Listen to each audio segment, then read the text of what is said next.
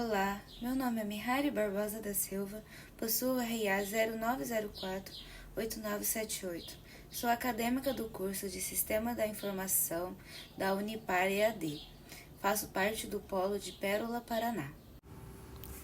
Hoje vamos explorar alguns aspectos fundamentais do sistema operacional Linux, como o gerenciamento dos processos e threads, o sistema de gerenciamento de memória, funcionamento da entrada e saída e os sistemas de arquivos.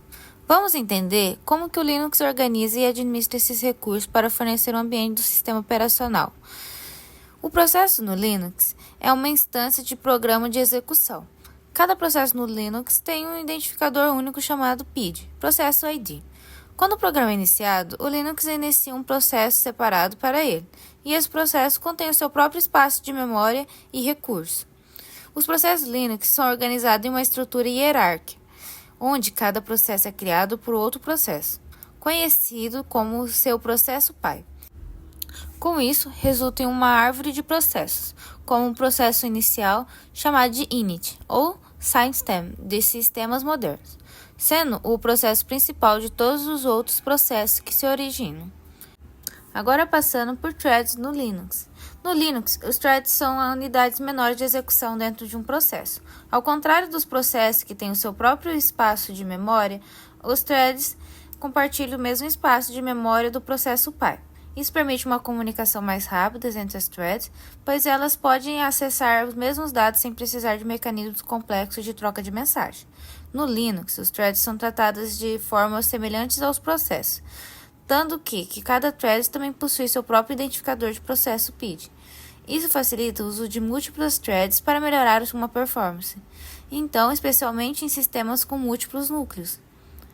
Aí, para a parte do gerenciamento da memória do Linux, que é uma parte essencial do Linux, garantindo que cada processo vai ter a sua memória necessária para funcionar sem interferir nos demais, o Linux usa um sistema de memória virtual, onde a memória física, que é a RAM, é estendida por meio de uma área de troca de disco chamada de swap. O kernel do Linux organiza a memória virtual em páginas, que são pequenas porções de memória. Sempre que a memória física está cheia, o Linux move algumas dessas páginas para o espaço de swap, liberando memórias para os outros processos.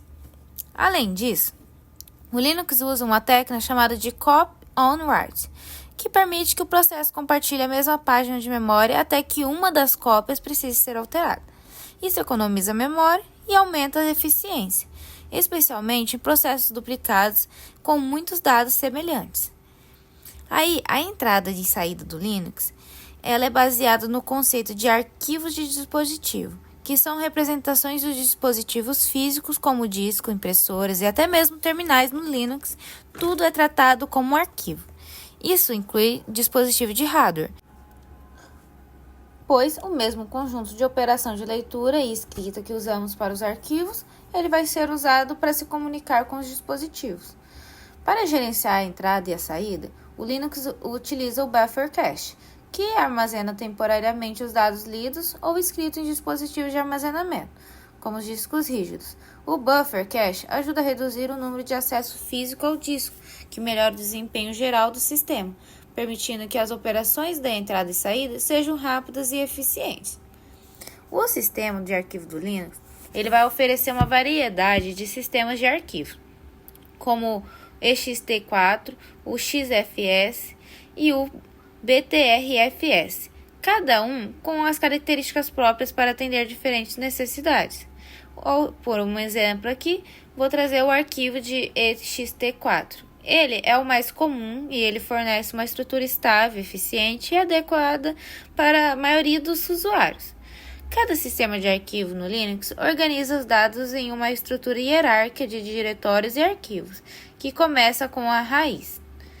Além disso, o Linux permite o uso de sistemas de arquivos montados, onde dispositivos de armazenamento, como unidades de USB, discos adicionais, podem ser montados em qualquer ponto do sistema de arquivo.